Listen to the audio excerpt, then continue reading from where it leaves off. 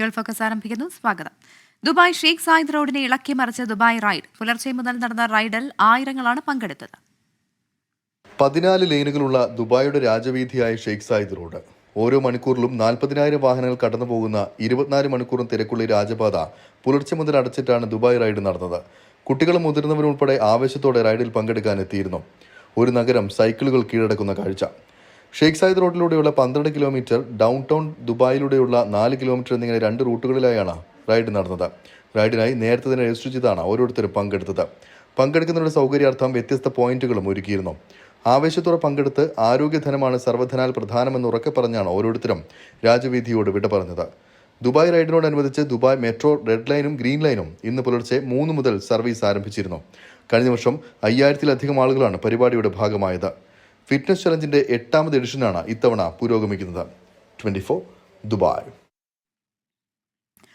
ഒമാനിൽ ദേശീയ ദിനത്തോടനുബന്ധിച്ച് പൊതു അവധി പ്രഖ്യാപിച്ചു. നവംബർ 20-നും 21-നും സർക്കാർ സ്വകാര്യ മേഖലകളിൽ പൊതു അവധിയായിരിക്കും. വാരാന്ത്യ അവധി ഉൾപ്പെടെ 4 ദിവസം തുടർച്ചയായ ഒഴിവ് ലഭിക്കും. രാജ്യത്തിന്റെ 54ാമത് ദേശീയ ദിനാഘോഷം നവംബർ 18-നാണ്. ദേശീയ ദിനാഘോഷത്തെ വരവേൽക്കാനുള്ള ഒരുക്കത്തിലാണ് നാടും നഗരവും. റഷ്യൻ തലസ്ഥാനമായ മോസ്കോയിൽ യുക്രൈന്റെ ഡ്രോൺ ആക്രമണം. 34 ഡ്രോണുകളാണ് യുക്രൈൻ റഷ്യയിലേക്ക് പറത്തിയത്. രാവിലെ 7 മണിക്കും 10 മണിക്കും ഇടയിലായിരുന്നു ആക്രമണമെന്നാണ് റഷ്യൻ പ്രതിരോധ മന്ത്രാലയം അറിയിച്ചത്. എല്ലാ ഡ്രോണുകളും വെടിവെച്ചിട്ടുവെന്ന് റഷ്യ വ്യക്തമാക്കി. ഇത്രയും കടുത്ത ആക്രമണം റഷ്യക്കെതിരെ യുക്രൈൻ നടത്തുന്നത് ഇതാദ്യമായാണ്. ഡ്രോൺ ആക്രമണത്തെ തുടർന്ന് 2 വിമാനത്താവളങ്ങളുടെ പ്രവർത്തനം തടസ്സപ്പെട്ടു. സ്ഫോടക വസ്തുക്കൾ വീണ് 2 വീടുകൾക്ക് തീപിടിച്ചു. ഗുരുതരമായി പൊള്ളലേറ്റ സ്ത്രീയെ ആശുപത്രിയിൽ പ്രവേശിപ്പിച്ചു. കഴിഞ്ഞ സെപ്റ്റംബറിലെ ഡ്രോൺ ആക്രമണത്തിൽ ഒരാൾ കൊല്ലപ്പെട്ടിരുന്നു. ഹമാസിന്റെയും ഹിസ്ബുള്ളയുടെയും ആക്രമണം ചെറുക്കാൻ സാധ്യമായതെല്ലാം ചെയ്യുന്നുണ്ടെന്ന് ഇന്ത്യയിലെ ഇസ്രായേൽ എംബസി വക്താവ് ഗയർനർ 24-നോട്. യുദ്ധം ഇസ്രായേൽ ആഗ്രഹിച്ചതോ തുടങ്ങിവെച്ചതോ അല്ല. ഇസ്രായേലിൽ താമസിക്കുന്ന ഇന്ത്യക്കാർ അടക്കമുള്ളവരുടെ സുരക്ഷ ഉറപ്പാക്കാൻ കഴിയുന്നതെല്ലാം ചെയ്യുന്നുണ്ടെന്നും ഇസ്രായേൽ എംബസി വക്താവ് പറഞ്ഞു. ഒരു വർഷമായി ഹമാസും ഹിസ്ബുള്ളയും ഇസ്രായേലിന് നേരെ തുടർച്ചയായി റോക്കറ്റ് ആക്രമണം നടത്തുന്നു. ഹമാസാണ് ഒക്ടോബർ 7-ന് റോക്കറ്റ് ആക്രമണം നടത്തിയത്. ഗസയിലെ ഭൂരിഭാഗം മരണങ്ങളുടെയും ഉത്തരവാദിത്തം ഹമാസിനാണ്. ഈ യുദ്ധം ഇസ്രായേൽ തുടങ്ങിവെച്ചതോ ആഗ്രഹിച്ചതോ അല്ല. I remind you that this is not a war that Israel started, nor did we want it. This war was imposed on us, beginning on 7 October, when Hamas has begun to fire thousands of rockets at Israel. സാധാരണ ജനങ്ങളെ ലക്ഷ്യം വെച്ചുള്ള അക്രമങ്ങളെ ചെറുക്കാൻ സാധ്യമായതെല്ലാം Israel ചെയ്യുന്നുണ്ട്. Hamas കവചമായി ഉപയോഗിക്കുന്ന ആശുപത്രികൾക്കും സ്കൂളുകൾക്കും നേരെ മാത്രമാണ് ഇസ്രായേൽ ആക്രമണം നടത്തുന്നത്. We're trying to ensure as much as we can that the population residing in Israel, whether it's Israelis, whether it's Jews or non-Jews, whether it's Indians or any other nationality who is residing in Israel, to ensure their safety and security. യുദ്ധം അവസാനിപ്പിക്കാനും തടവിലുള്ള പൗരന്മാരെ മോചിപ്പിക്കാനും മുന്നോട്ട് വരുന്ന ഏതൊരു സൗഹൃദ രാഷ്ട്രത്തെയും സ്വാഗതം ചെയ്യും.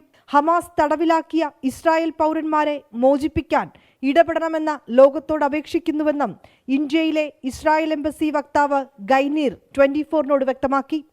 യുദ്ധം എത്രയും വേഗം അവസാനിപ്പിക്കണമെന്നാണ് ഇസ്രായേലിന്റെ ആഗ്രഹം. ഇസ്രായേലിൽ കഴിയുന്ന ഇന്ത്യക്കാരടക്കമുള്ളവരുടെ സുരക്ഷ ഉറപ്പാക്കുന്നതിനായി ഇതിനോടകം തന്നെ ആവശ്യമായ നടപടികൾ സ്വീകരിച്ചിട്ടുണ്ട്. വിനീത VG 24 ഡൽഹി. ഐക്യരാഷ്ട്രസഭയുടെ കാലാവസ്ഥാ ഉച്ചകോടി നാളെ മുതൽ. അസർബൈജാൻ തലസ്ഥാനമായ ബാക്കുവിൽ 22 വരെയാണ് ഉച്ചകോടി. എന്തുകൊണ്ടാണ് ബാക്കു കാലാവസ്ഥാ ഉച്ചകോടിയിലേക്ക് ലോകം ഉറ്റുനോക്കുന്നതെന്ന് നോക്കാം.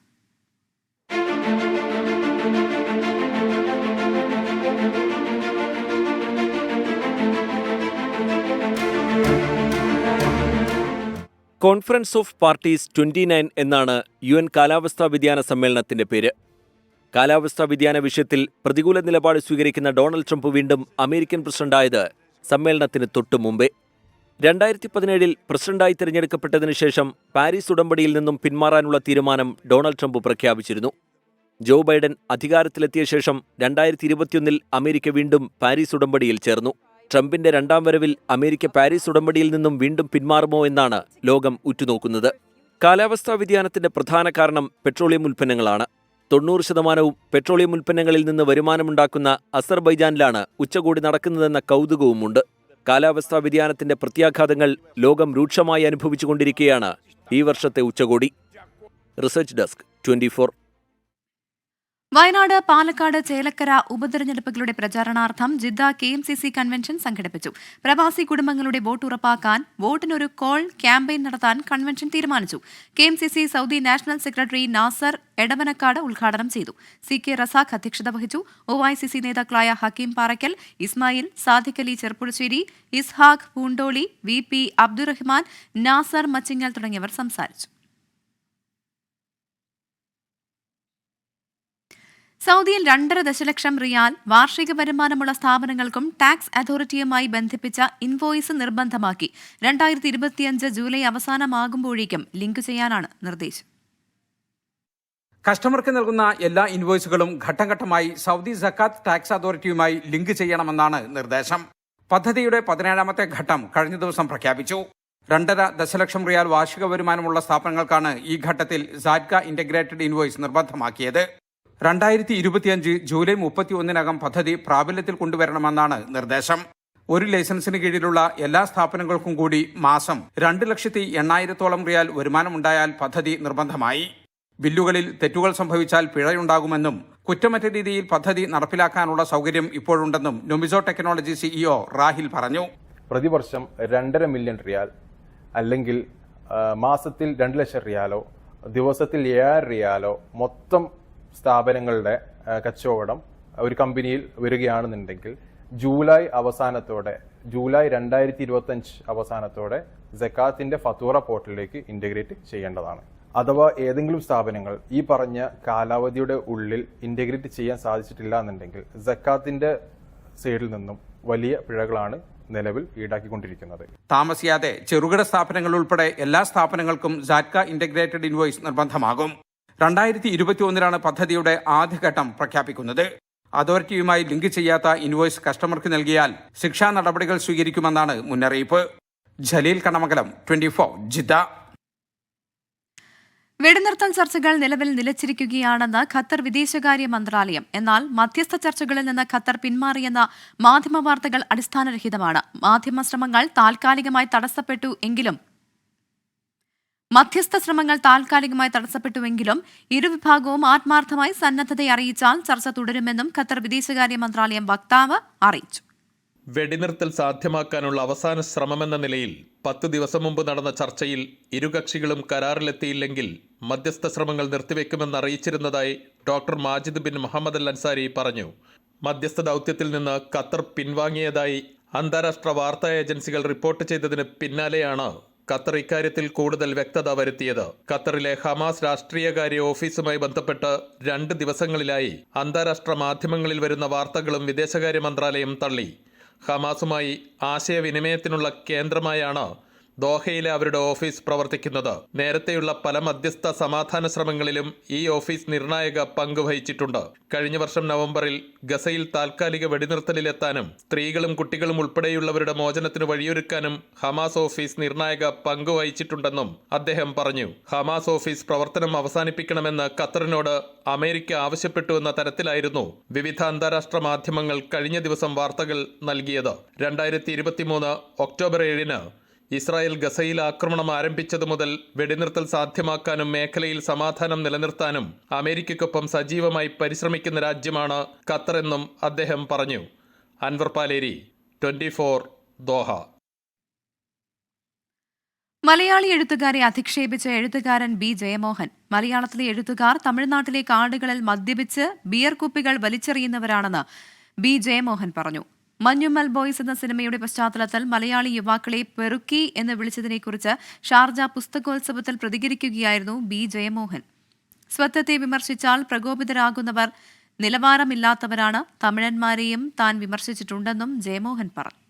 ഒരു കൂട്ടം ആളുകൾ കാട്ടിനുള്ളിൽ അതിക്രമിച്ച് കിടന്ന് അതിൻ്റെ എല്ലാ അതിരുകളും കിടന്ന് ചാരായം കുടിച്ച് അതിൻ്റെ ബോട്ടിൽ വലിച്ചെറിഞ്ഞ് നിങ്ങൾക്കറിയാമല്ലോ, തമിഴ്നാട്ടിലെ ഏത് കാട്ടിനുള്ളിലും ലിക്കർ അനുവദനമല്ല, അത് ലീഗലാണ്. പക്ഷെ ഇല്ലീഗലായിട്ട് പിടിച്ചുകൊണ്ട് പോകുന്നു, വേലി പൊട്ടിച്ച് കൊടുക്കുന്നു. ഇതിനെ പ്രകീർത്തിച്ചുകൊണ്ട് അവരെ നായകന്മാരാക്കിക്കൊണ്ട് അത് നോർമലൈസ് ചെയ്തുകൊണ്ട് ഒരു സിനിമ വരുമ്പോൾ അതിനെതിരെ ശക്തമായി പ്രതിഷേധിക്കുക തന്നെയാണ്.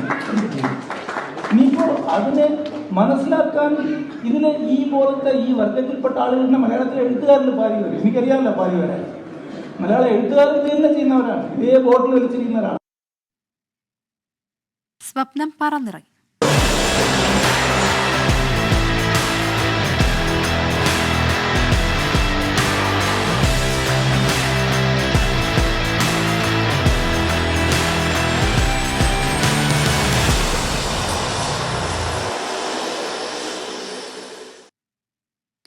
വിനോദസഞ്ചാരത്തിന് മുതൽക്കൂട്ടായി സംസ്ഥാനത്തെ ആദ്യ സീ പ്ലെയിൻ കൊച്ചി ബോൾഗാട്ടിയിലെത്തി. കൊച്ചി കായലിൽ ലാൻഡ് ചെയ്ത വിമാനത്തിന് ജില്ലാ കളക്ടർ അടക്കമുള്ള സംഘം സ്വീകരണം ഒരുക്കി. കരയിലും വെള്ളത്തിലും പറന്നിറങ്ങാനാകുന്ന വിമാനം നാളെ മാട്ടുപ്പെട്ടിയിലേക്ക് പരീക്ഷണ പറക്കൽ നടത്തും.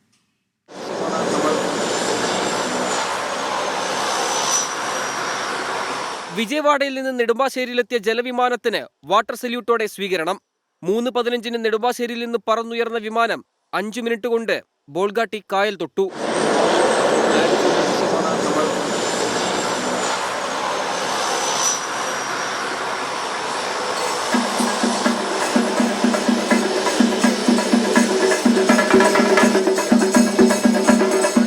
പൈലറ്റുമാരെയും ക്യാബിൻ ക്രൂവിനെയും ആഘോഷമായി സ്വീകരിച്ചു. ഉൾനാടൻ മലയോര ജല വിനോദസഞ്ചാര കേന്ദ്രങ്ങളെ വേഗത്തിൽ ബന്ധിപ്പിക്കുകയാണ് സീപ്ലെയിൻ പദ്ധതിയുടെ ലക്ഷ്യം. ഗ്രാമീണ മലയോര മേഖലയിലേക്ക് സീപ്ലെയിൻ പറന്നുയരുമ്പോൾ ആകാശദൃശ്യം സഞ്ചാരികൾക്ക് സുഗമമായി ആസ്വദിക്കാം. 17 പേർക്ക് ഒരേ സമയം യാത്ര ചെയ്യാം. ജലാശയത്തിലെ ലാൻഡിംഗിന് വേണ്ടത് 2 മീറ്റർ ആഴം മാത്രം.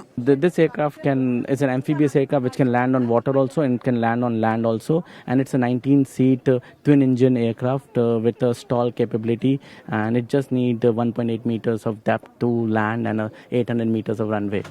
നാളെ രാവിലെ 9:30 ടൂറിസം മന്ത്രി PA മുഹമ്മദ് റിയാസ് മാട്ടുപ്പെട്ടിയിലേക്കുള്ള പരീക്ഷണ പറക്കൽ ഫ്ളാഗ് ഓഫ് ചെയ്യും. റോഡ് മാർഗം കൊച്ചിയിൽ നിന്ന് മൂന്നാറിലേക്കുള്ള 4 മണിക്കൂർ ദൂരം സീപ്ലെയിനിൽ അരമണിക്കൂറായി ചുരുങ്ങും. പരീക്ഷണ പറക്കൽ വിജയകരമായി പൂർത്തിയായാൽ 6 മാസത്തിനകം കൂടുതൽ ജലാശയങ്ങളിൽ സീപ്ലെയിൻ പറന്നിറങ്ങും. എറണാകുളം ടു ഇടുക്കി ഇപ്പോൾ 3 hours ആവുന്ന ട്രിപ്പ് 15-20 മിനിറ്റ്സിൽ പോകാമെന്ന് പറയുമ്പോൾ തന്നെ എന്നിട്ട് ഒരു എക്കണോമിക്കൽ വേയിൽ പോകാൻ പറ്റില്ല. ഒരു ഹൈ എൻഡ് ടൂറിസം തീർച്ചയായിട്ടും ഫ്ലറിഷ് ആവും, യാതൊരു സംശയമില്ല. Lot of hope and potential ഉണ്ട്. We hope to tap it.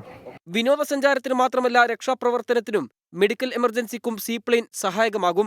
കൊച്ചിയുടെ കായൽപ്പരപ്പിൽ പറന്നിറങ്ങിയിരിക്കുകയാണ് സീപ്ലെയിൻ.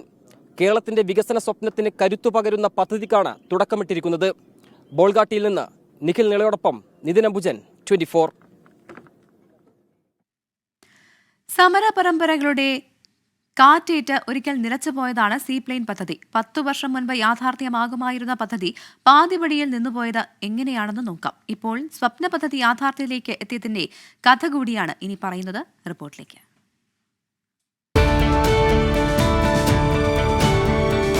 വൻ പ്രതിഷേധങ്ങൾക്കും രാഷ്ട്രീയ കോളിളക്കങ്ങൾക്കുമൊടുവിൽ ഒരു തവണ കേരളം ഉപേക്ഷിച്ച പദ്ധതിയാണ് സീപ്ലെയിൻ. അന്ന് പദ്ധതിയോട് മുഖം തിരിച്ച CPIM ഇന്ന് സീപ്ലെയിൻ പറത്താൻ മുന്നിൽ നിൽക്കുന്നു. ഉമ്മൻചാണ്ടി സർക്കാരിന്റെ സ്വപ്ന പദ്ധതികളിലൊന്നായിരുന്നു സീപ്ലെയിൻ. 2013 പദ്ധതി അന്നത്തെ ഉമ്മൻചാണ്ടി സർക്കാർ യാഥാർത്ഥ്യമാക്കുന്നത്. അഷ്ടമുടി, പുന്നമട കായലുകളിലും മൂന്നാർ, ബോൾഗാട്ടി, ബേക്കൽ എന്നിവിടങ്ങളിലും വാട്ടർ എയറോഗ്രാം ഒരുക്കി സർക്യൂട്ട് ടൂറായിരുന്നു പദ്ധതി. അഷ്ടമുടി കായലിൽ ഉമ്മൻചാണ്ടി പദ്ധതി ഫ്ളാഗ് ഓഫ് ചെയ്തു. മത്സ്യത്തൊഴിലാളികൾ പ്രതിഷേധവുമായി രംഗത്തെത്തിയതോടെ കളം മാറി. കേരളത്തിന്റെ ആ അനുകൂല സാഹചര്യങ്ങൾ, പ്രകൃതി മനോഹരിത കണക്കിലെടുക്കുമ്പോൾ നമുക്ക് ഇനിയും വളരെയധികം വളർച്ചയിലേക്ക് പോകാൻ സാധിക്കും. കഴിഞ്ഞ 2 വർഷക്കാലം കൊണ്ട് നമ്മൾ നേടിയിട്ടുള്ള നേട്ടങ്ങൾ നമുക്ക് പുതിയ ആത്മവിശ്വാസം നൽകുന്നു. കായലിൽ ബോട്ടുകൾ നിരത്തിയിട്ട് മത്സ്യത്തൊഴിലാളികളുടെ വൻ പ്രതിഷേധം. കൊല്ലത്ത് നിന്ന് പറന്നു പൊങ്ങിയ വിമാനം ഇറക്കാനാകാതെ ആകാശത്ത് വട്ടം ചുറ്റി. സീപ്ലെയിൻ ടെർമിനലിന് ചുറ്റും മീൻപിടുത്ത ബോട്ടുകൾക്ക് പ്രവേശിക്കാൻ സാധിക്കില്ലെന്ന് ചൂണ്ടിക്കാട്ടിയായിരുന്നു മത്സ്യത്തൊഴിലാളികളുടെ പ്രതിഷേധം. പദ്ധതി പരിസ്ഥിതിക്ക് ദോഷമാണെന്ന് ചൂണ്ടിക്കാട്ടി ശാസ്ത്ര സാഹിത്യ പരിഷത്തും പ്രതിഷേധക്കൊടി ഉയർത്തി. പദ്ധതി നിലച്ചപ്പോൾ കേരള ടൂറിസം ഇൻഫ്രാസ്ട്രക്ചർ ലിമിറ്റഡ് കായലിന് നടുവിൽ കെട്ടിയുണ്ടാക്കിയ സാധനങ്ങളെല്ലാം DTPCക്ക് നൽകി. സ്പീഡ് ബോട്ടുകളും DTPC ഏറ്റെടുത്തു. പദ്ധതി വിഭാവനം ചെയ്ത സീബോട്ട് കമ്പനി വൻ സാമ്പത്തിക നഷ്ടത്തിലായി. ഇവരുടെ സീപ്ലെയിൻ 2019 ബാങ്ക് ജപ്തി ചെയ്തു. Floating jetty, waterdrome, speed boat തുടങ്ങിയവയ്ക്ക് 14 കോടിയാണ് സർക്കാർ മുടക്കിയത്. അതും വെള്ളത്തിലായി. 2020 രാജ്യത്താദ്യമായി ഗുജറാത്തിൽ സീപ്ലെയിൻ സർവീസ് ആരംഭിച്ചു. ഗുജറാത്തിലേക്ക് പോയ സീപ്ലെയിൻ ഇന്ധനം നിറയ്ക്കുന്നതിനായി കൊച്ചി കായലിൽ ഇറക്കിയപ്പോൾ നഷ്ടപ്പെട്ട പദ്ധതിയെ കേരളം വീണ്ടും ഓർത്തു. ഒന്നാം പിണറായി സർക്കാർ പദ്ധതിയോട് മുഖം തിരിച്ചെങ്കിലും രണ്ടാം പിണറായി സർക്കാരിൽ ടൂറിസം മന്ത്രിയായി മുഹമ്മദ് റിയാസ് എത്തിയതോടെ പദ്ധതിക്ക് വീണ്ടും ചിറകുമുളച്ചു. കരയിലും വെള്ളത്തിലും പറന്നിറങ്ങാൻ കഴിയുന്ന ആംഫീബിയൻ വിമാനങ്ങളാണ് സീപ്ലെയിൻ പദ്ധതിക്കായി ഉപയോഗിക്കുന്നത്. എയർ സ്ട്രിപ്പ് പോലും സാധ്യമാകാത്ത ഇടുക്കിയിൽ വിമാനമിറങ്ങുന്നു എന്നതും പദ്ധതിയുടെ കൗതുകമാണ്. Research desk 24. അമേരിക്കയിൽ ഡൊണാൾഡ് ട്രംപ് വിജയിച്ചതോടെ ദക്ഷിണ കൊറിയയിൽ സ്ത്രീകൾ ആരംഭിച്ച 4B പ്രസ്ഥാനം അമേരിക്കയിലേക്കും കടന്നുകയറുകയാണ്. ഡൊണാൾഡ് ട്രംപിന്റെയും റിപ്പബ്ലിക്കൻ പാർട്ടിയുടെയും സ്ത്രീവിരുദ്ധ നിലപാടുകൾക്കെതിരെയുള്ള നവപ്രക്ഷോഭമായി മാറുന്ന 4B പ്രസ്ഥാനത്തെക്കുറിച്ചാണ് ഇനി.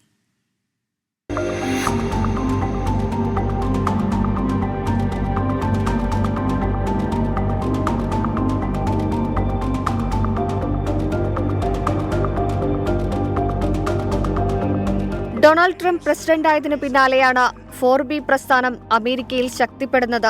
ഗർഭചിത്രമടക്കമുള്ള അവകാശങ്ങൾക്കെതിരായ റിപ്പബ്ലിക്കൻ പാർട്ടിയുടെ നിലപാട് ട്രംപിന്റെ ഭരണകാലത്ത് വിനയാകുമെന്ന് വിലയിരുത്തുന്ന സ്ത്രീകളാണ് പ്രസ്ഥാനത്തിനു പിന്നിൽ. 4B ഒരു അമേരിക്കൻ പ്രസ്ഥാനമല്ല. സ്ത്രീകൾക്കെതിരായ അതിക്രമത്തിൽ പ്രതിഷേധിക്കാൻ ദക്ഷിണ കൊറിയയിൽ 2016 ആരംഭിച്ച പ്രസ്ഥാനമാണിത്. പുരുഷാധിപത്യത്തെയും സ്ത്രീകൾക്ക് നേരെയുള്ള അതിക്രമങ്ങളും തടയാൻ ഡേറ്റിംഗ്, വിവാഹം, ലൈംഗിക ബന്ധം, കുഞ്ഞുങ്ങളെ വളർത്തൽ എന്നിവ ഒഴിവാക്കാൻ ആഹ്വാനം ചെയ്യുന്ന പ്രസ്ഥാനമാണ് 4B. ബി എന്നാൽ കൊറിയൻ ഭാഷയിൽ വേണ്ട എന്നർത്ഥം. സ്ത്രീകൾക്കെതിരെയുള്ള അതിക്രമങ്ങൾ അവസാനിപ്പിക്കാത്ത പക്ഷം രാജ്യത്തിന്റെ ഭാവി തന്നെ ഇല്ലാതാക്കും വിധം ജനസംഖ്യ കുറയ്ക്കുമെന്നാണ് പ്രക്ഷോഭകരുടെ ഭീഷണി. സാമൂഹ്യ മാധ്യമങ്ങളിലൂടെ പുരുഷന്മാരുമായുള്ള പ്രണയബന്ധങ്ങൾ അവസാനിപ്പിക്കാൻ പ്രസ്ഥാനം ആഹ്വാനം ചെയ്യുന്നു. അമേരിക്കയിലെ ലിംഗവിവേചനം അവസാനിപ്പിക്കുന്നതിന് ഇത്തരമൊരു പ്രസ്ഥാനം ആവശ്യമാണെന്ന പക്ഷക്കാരാണ് 4Bയെ പിന്തുണയ്ക്കുന്നവർ. 4B അമേരിക്കയിൽ കത്തിപ്പടരുമെന്നാണ് സാമൂഹ്യ നിരീക്ഷകർ പറയുന്നത്. Research desk 24. പൊടിപാറിയ ഉപതെരഞ്ഞെടുപ്പ് പ്രചാരണത്തിനൊടുവിൽ വയനാട്ടിലും ചേർക്കലയിലും നാളെ കൊട്ടിക്കലാശം. അവസാന ലാപ്പിലെ പ്രചാരണം ആവേശമാക്കാൻ നേതാക്കളും പ്രവർത്തകരും ആരെയും തലയും മുറുക്കിയുള്ള ഓട്ടപ്പാച്ചിലാണ്.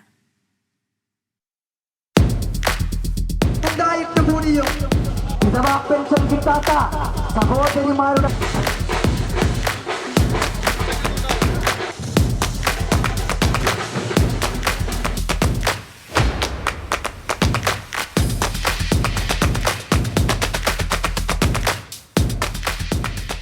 ഒരു മാസത്തോളം നീണ്ട പരസ്യ പ്രചാരണം, അപ്രതീക്ഷിത വിവാദങ്ങളും വികസന പ്രശ്നങ്ങളും നിറഞ്ഞ പ്രചാരണ കാലത്തിനാണ് നാളെ അവസാനമാവുക. കൊണ്ടും കൊടുത്തും മുന്നണികൾ മുന്നേറുകയാണ്. ചേലക്കര കൈമോശം വരാതിരിക്കാൻ ഇടതുമുന്നണി ഇടവേളകളില്ലാതെ ഓടുന്നു. നാളത്തെ കൊട്ടിക്കലാശം കളറാക്കാൻ മുന്നണികൾ ഇന്നേ തയ്യാറാവുകയാണ്. UDFനും LDFനും അഭിമാന പോരാട്ടമാണ് ചേലക്കര.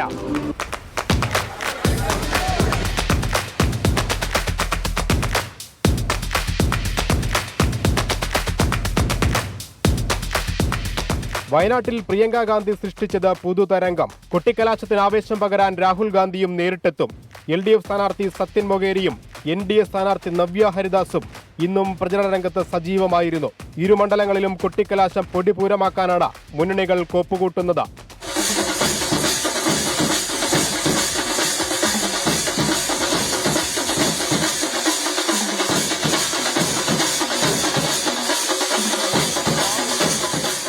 ചേലക്കരയിൽ നിന്നും അശ്വിൻ പാലായ്ക്കൊപ്പം ഷാഹദ് റഹ്മാൻ, 24 വയനാട്. ഫോക്കസ് പൂർണ്ണമാകും. Good night.